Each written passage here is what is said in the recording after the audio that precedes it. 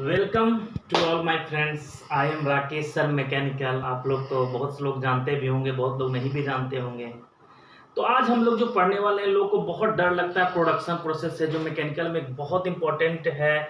Manufacturing engineering का एक बहुत इंपॉर्टेंट टॉपिक है non conventional machining. Non conventional machining इसी को बोला जाता है non traditional machining. Non conventional machining को बोला जाता है नॉन ट्रेडिशनल मशीनिंग। ये मशीनिंग दूसरे प्रोसेस से क्या अंतर है? इसमें कटिंग टूल होता है जो फिजिकली कॉन्टेक्ट नहीं होता है। इसका बहुत हाई स्ट्रेंथ होता है, हाई एक्यूरेसी होता है और कॉम्प्लेक्स सरफेसेज को ये बना सकता है।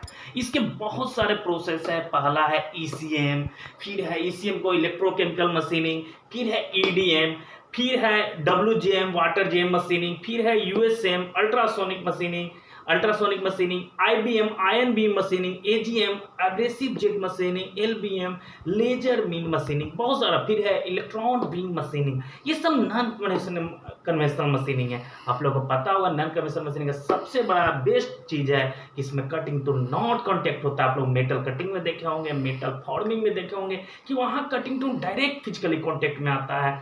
यहाँ कोई कॉन्टेक्ट नहीं आता है। बहुत सारे एग्जाम में क्वेश्चन आता है what is the mainly difference between non conventional और कन्वेंशनल मशीनिंग। जैसे लेथ में आप लोग देते होंगे, लेथ पे आप लोग काटते हैं तो ऐसा थोड़ी कि कॉन्टेक्ट नहीं होता है, वहाँ कॉन्टेक्ट होता है। लेकिन नॉन कन्वेंशनल मशीनिंग आप देखिएगा ईडीएम, ईसीबीएम, पंप, ये सब में कोई कॉन्टेक्ट नहीं होता है, कोई कॉन्टेक्ट नहीं होता है। अब आता है कि सर इतना तरह मशीनिंग है, कितना हम लोग पढ़े किताब आप लोग देखिएगा बहुत सारे बुक में, तो एक के बारे में 2 पेज 3 पेज लिखा हुआ ईसीएम के बारे में, लेकिन कुछ इंपॉर्टेंट नहीं आता। कुछ इंपॉर्टेंट चीज है जो हम यहाँ डिस्कस करेंगे। ईसीएम का क्या क्या एग्जाम में आज तक जेई लेवल ए लेवल पे क्या क्या क्वेश्चन आया है उसका हम लोग बात करेंगे। सबसे पहले एक छोटा ट्रिक जानते हैं।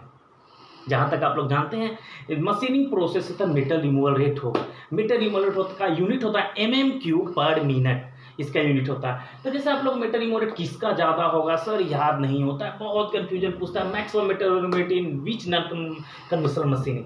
तो इसका याद करने का एक छोटा ट्रिक्स बताते हैं, आप लोग को याद रहेगा। जैसे आप लोग जानते हैं conventional machining, non conventional machining, ECM, EDM, ये सब बहुत सारा है, ठीक है। तो हम लोग ऐसे याद करते हैं, जैसे अब ऑप्शन बहुत सारा रहेगा तो हम लोग ट्रिक्स एक छोटा सा बनाते हैं। एक ट्रिक्स बनाते हैं, हमारे देश में अगर सीरीज सजाया जाए पीएम बड़ा है कि सीएम है कि डीएम है, तो सबसे बड़ा कौन है पोस्ट में ये सब में जी? तो सबसे बड़ा कौन है? पीएम, ठीक है, कोई दिक्कत। पीएम के बाद कौन है जी? सीएम, उसके बाद कौन है जी? डीएम। तो यहाँ यही जोड़ दिए, यहाँ पीएम या पीएम नहीं है, मोदी जी को खोजिएगा नॉन ट्रेडिशनल मशीनिंग में, यहाँ नहीं मोदी जी मिलेंगे। तो यहाँ पीएम को बोलते हैं प्लाज्मा आर्क मशीनिंग, पीएम। उसके बाद सीएम यहाँ नहीं मिलेंगे, तो सीएम को जगह ईसीएम इलेक्ट्रोकेमिकल मशीनिंग। उसके बाद डीएम, तो डीएम नहीं मिलेंगे, यहाँ ईडीएम इलेक्ट्रो डिस्चार्जिंग मशीनिंग। यानी कि सबसे ज्यादा जो मैक्सिमम मटेरियल रिमूवल होता है वो पंप में होता है। उसके बाद किस में होता है? ईसीएम में होता है। उसके बाद किस में होता है? ईडीएम में होता है। उसके बाद किस में होता है? ईबीएम में होता है। तब आता है कि पंप में कितना होता है? ऐसा तो 150 × 10⁻³ mm³/मीटर, ठीक है। ईसीएम का कितना होता है? 15 × 10⁻³। ईडीएम का कितना होता है? 25 × 10⁻³ mm³/मिनट। ईबीएम का कितना होता है? 10 mm³/मिनट। तो एक छोटा सा ट्रिक्स है मेटल रिमूवल रेट का। अब हम लोग एक एक मशीनिंग पर बात करते हैं। पहला मशीनिंग है, बहुत सारे इंपॉर्टेंट नोट्स मैं आप लोग को दे दूंगा, मैं अपना नंबर आप लोग को बता दूंगा, आप लोग को नोट्स कोई का प्रॉब्लम हो पीडीएफ में दे दूंगा। एक छोटा पहला सबसे पहले प्रोसेस करते हैं इलेक्ट्रोकेमिकल मशीनिंग। नाम से ही आपको लग रहा है, इलेक्ट्रोकेमिकल मशीनिंग नाम से ही आपको लग रहा है कि इसमें केमिकल का बात होगा, आयन का बात होगा। तो ये आयन का डिस्प्लेसमेंट कौन करेगा? कौन सा सोर्स है? तो वो सोर्स है करंट। कौन सा सोर्स है? वो करंट। कौन सा सोर्स है? वहां करंट। तब आता है कि इसमें क्या यूज करते हैं एग्जाम में, मतलब कौन सा सोल्यूशन यूज होता है, बहुत एग्जाम में आते हैं। इसी में एक बेहतरीन सोल्यूशन यूज होता है, उस सोल्यूशन का नाम है ब्रायन सोल्यूशन। दम याद कर लो, जहां ब्रायन सोल्यूशन याद रहे वहां ईसीएम में कौन सा सोल्यूशन होता है? Brine solution. और ब्रायन सॉल्यूशन और कौन होता है? Sodium chloride salt solution. कौन होता है? ब्रायन सॉल्यूशन और साल्ट सॉल्यूशन यूज होता है। अब आता है कि सर यहाँ पे टूल का मटेरियल कौन कौन का बनता है। ईसीएम में पहला पॉइंट हम पढ़े कि कौन सॉल्यूशन यूज होता है? ब्रायन। दम एग्जाम में याद रखना, अभी तक हम लोग 3 चीज पढ़े। ये केमिकल प्रोसेस है, केमिकल में कैसे होता है? आयन डिस्प्लेसमेंट होता है। कौन सा सॉल्यूशन होता है? ब्रायन सॉल्यूशन होता है। ब्रायन सॉल्यूशन NaCl होता है। अब आता है टूल मटेरियल कौन यूज होता है? Brass, bronze, copper. ये इतना उतना ये इंपॉर्टेंट नहीं है, लेकिन थोड़ा समझना है।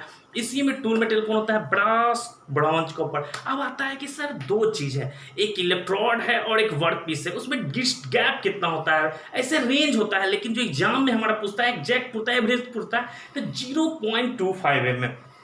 इलेक्ट्रोड एंड वर्क पीस को के बीच में गैप कितना होता है? 0.25। मैंने बता दिया नॉन कन्वेंशनल है, कोई कांटेक्ट नहीं होगा टूल के साथ। अब आता है सर इसमें मटेरियल रिमूवल ईसीएम में हम लोग किससे करते हैं? मटेरियल रिमूवल, हाँ हम लोग हमारे शॉर्ट नोट्स में देखिए करते हैं आयन डिस्प्लेसमेंट से। तो सर आयन डिस्प्लेसमेंट होता कैसे है? तो इलेक्ट्रोलाइटिक सोल्यूशन प्रोसेस होता है, जिसको हम लोग ब्रायन सोल्यूशन में लगाते हैं। इसका सबसे इंपॉर्टेंट है इसका सरफेस फिनिश एक्सीलेंट होता है। इसका बेहतरीन इंपॉर्टेंट एप्लीकेशन है स्टीम टरबाइन ब्लेड, और ये बहुत अच्छा एक्सपेंसिव है, लेकिन ऑपरेशनल कॉस्ट इसका लो है, मतलब ये महंगा है, लेकिन मेंटेनेंस कॉस्ट इसका कम है। और ये use for the important steam turbine blade, very hard material, और सबसे वेरी ब्यूटीफुल, इसमें नो टूल वियर। कभी कभी एग्जाम में आता है टूल वियर लो होता है, लो मतलब सबसे कम, जितना नॉन कन्वेंशनल है सबसे कम टूल वियर किसमें होता है? ईसीएम में होता है। किसमें होता है? ईसीएम। अब हम लोग रिवीजन करते हैं ईसीएम के बारे में। सबसे इंपॉर्टेंट पॉइंट क्या है? ईसीएम में ही ब्रायन सोल्यूशन यूज होता है। कौन सोल्यूशन होता है? ब्रायन सोल्यूशन यूज होता है। इसमें गैप होता है 0.25 mm होता है, very 0.25 mm। ET use for very hard material. Application होता है स्टीम टरबाइन ब्लेड। इसका सरफेस फिनिश एक्सीलेंट होता है, और इसका सबसे बेहतरीन नो टूल वियर होता है। तो इस तरह से हम लोग अब आगे वीडियो डालेंगे। आज मैं बस इसी तरह चेक कर रहा था, और मैं इसी तरह से रेगुलर आप लोग के टचअप में रहूंगा। मैं राकेश सर मैकेनिकल, अपना यूट्यूब चैनल बहुत जल्दी आप लोगों के बीच में लाऊंगा। बहुत सारे स्टूडेंट का इंक्वायरी आता है कि सर थोड़ा सा आप अपना ट्रिकी दीजिए, किताब में बहुत सारा लिखा रहता है, क्या आता है? क्योंकि हम लोग के पास इतना एक्सपीरियंस है, हम लोग भी बहुत कमजोर विद्यार्थी रह चुके हैं। जहाँ तक आपको नॉलेज होगा, कम से कम 100 एग्जाम दिए हैं, बहुत सारे एग्जाम में सफलता भी मिली।